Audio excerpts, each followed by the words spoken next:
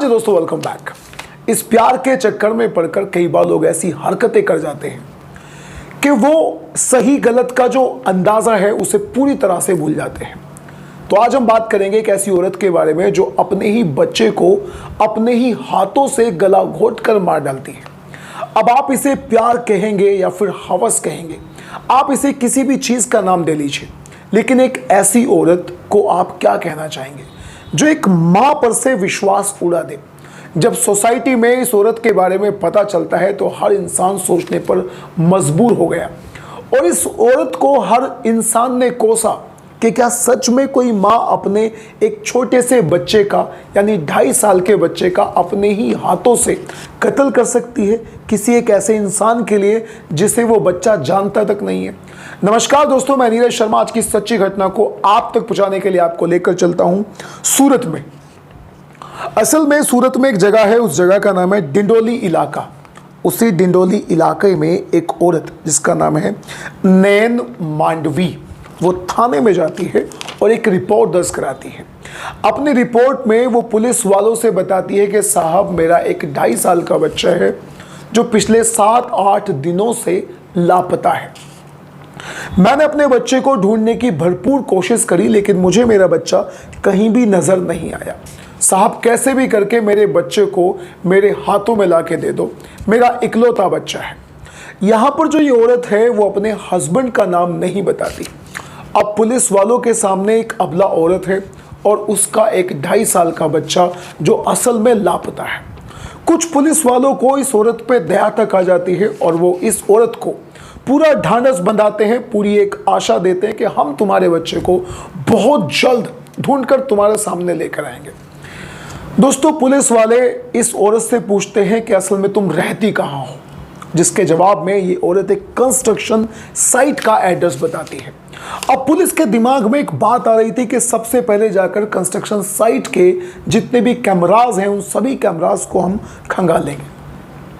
अपनी प्लान के मुताबिक पुलिस सीधा उस कंस्ट्रक्शन साइट पर पहुंच जाती है और वहां पर कैमरास को खंगालना शुरू कर देती है और आजू बाजू के तमाम लोगों से पुलिस बातचीत भी करती है, लेकिन किसी भी अंदाज में उस बच्चे के बारे में कोई भी पुलिस वाला या कोई भी इंसान यानी कोई भी पुलिस वाला किसी भी तरह की इंफॉर्मेशन कलेक्ट नहीं कर पाता। तो पुलिस को पता चलता है कि बच्चे का जो नाम है वो वीर मांडवी है। वीर बच्चे का नाम है, नैन मांडवी तो बच्चे का नाम पड़ गया वीर मांडवी। अब जब पुलिस वहां पर कंस्ट्रक्शन साइट के कैमरास को खंगाल रही थी तो पुलिस को पता चलता है कि इस कंस्ट्रक्शन साइट से बच्चा बाहर ही नहीं गया। अब पुलिस को जैसे तैसे शक होने लगता है इस महिला पर कि अगर बच्चा कंस्ट्रक्शन साइट से बाहर ही नहीं गया तो फिर अंदर कैसे खत्म हुआ या कैसे लापता हुआ, अंदर ही है इसका मतलब बच्चा। इसी बीच दोस्तों, जो ये औरत है वो पुलिस को एक ऐसी बात बताती है कि पुलिस की जो शक की सुई थी वो पूरी तरह से इस औरत पर ही टिक जाती है। असल में ये औरत बताती है कि उसका एक प्रेमी है जो झारखंड में रहता है और ये पुलिस वालों से बताती है कि साहब, मुझे कहीं ना कहीं इस बात पर शक है कि मेरा प्रेमी मेरे बच्चे को लेकर अपने साथ ना चला गया हो। अब पुलिस का जो शक था वो पूरी तरह से इस औरत पे आता है, नैन मांडवी पर। अब पुलिस नैन मांडवी से एक अपराधी के तौर पर बातचीत करती है और पुलिस नैन मांडवी से सख्ती से जब पूछताछ करती है तो फिर वो टूट जाती है और दोस्तों फिर वो एक कहानी सुनाती है। वो कहानी सुनाती है कि उसने जो उसका बच्चा है 2.5 साल का, उसने अपने हाथों से उसका गला दबाकर उसका कत्ल कर डाला, जिसे सुनने के बाद पुलिस हैरत में पड़ गई। अब देखा जाए तो पुलिस का तो रोज का काम है, पुलिस न जाने कितने केसेस को रोज अपने हिसाब से संभालती है। अब पुलिस पूरी तरह से सोच में पड़ जाती है और इस औरत से आगे की छानबीन करती है। तो ये औरत बताती है कि इसका एक झारखंड में रहने वाले एक व्यक्ति से इसका अफेयर चल रहा है, ये उससे प्यार करती है और वो भी इससे प्यार करता है। अभी कुछ दिनों पहले इन दोनों में बातचीत होती है और ये दोनों बातचीत करते हैं कि अब हमें एक दूसरे के साथ साथ रहना है।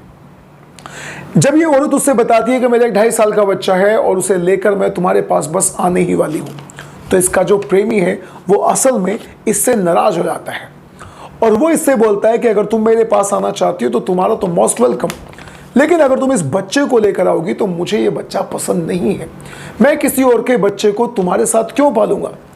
अब दोस्तों जब औरत इस बात को सुनती है तो वो पूरी तरह से गुस्से में भर जाती है।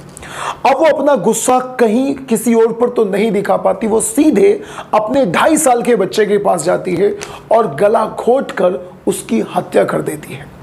अब हत्या करने के बाद कहीं ना कहीं उसके दिमाग में एक आइडिया आता है कि अगर इस बच्चे की लाश पुलिस को मिल जाती है तो सीधी सी बात है कि मैं पकड़ी जाऊंगी, क्योंकि बच्चे की मां तो मैं हूं। तो इसी चक्कर में आकर अब उसने, मेरे ख्याल से हो सकता है कि उसने फिल्म दृश्यम देखी हो। जिस तरह से दृश्यम फिल्म में बच्चे, एक लाश होती है, उसको दफनाया जाता है अलग अलग अंदाज में। अजय देवगन अलग अलग जगह बताता है, पुलिस जहां भी जाती है वो लाश वहां पर नहीं मिलती। इसी अंदाज में इस औरत से सबसे पहले पूछा जाता है, ठीक है तुमने अपने बेटे को मार दिया, लेकिन अब ये बताओ कि उसकी लाश कहाँ है। जिसके जवाब में ये औरत बताती है कि उसने लाश को वहीं पर एक गड्ढे में छुपा दिया है। पुलिस वहां जाती है, गड्ढा खोदती है तो लाश वहां पर नहीं मिलती। इससे सख्ती से पूछा जाता है तो ये बोलती है कि जो कंस्ट्रक्शन साइट पर उससे कुछ दूरी पर एक तालाब है, मैंने वहां पर लाश को फेंका है। पुलिस वहां जाती है, तालाब में लाश ढूंढती है, वहां भी लाश नहीं मिलती। अब पुलिस को यहां पर अपना पुलिसिया अंदाज दिखाना ही पड़ा। इस औरत से जब सख्ती से पूछताछ की गई तब ये पूरी तरह से टूट जाती है और ये बताती है कि उसने लाश को कंस्ट्रक्शन साइट पर ही एक टॉयलेट के लिए बने हुए गड्ढे में दबाया हुआ है। फाइनली पुलिस वहां जाती है और लाश को वहां से निकाल लेती है।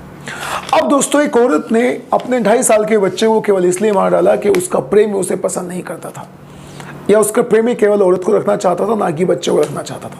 क्या कहेंगे आप इस तरह की औरतों के बारे में, इस तरह की घटनाओं के बारे में? अपनी राय कमेंट बॉक्स में जरूर दीजिएगा। यहाँ पर इस औरत की गलती है या फिर उसके प्रेमी जो झारखंड में रहता है उसकी गलती है? जो कुछ भी आप कहना चाहते हैं अपनी राय कमेंट बॉक्स में जरूर दीजिएगा। अब हम मिलते हैं किसी अगली वीडियो में। Till then bye bye and take care.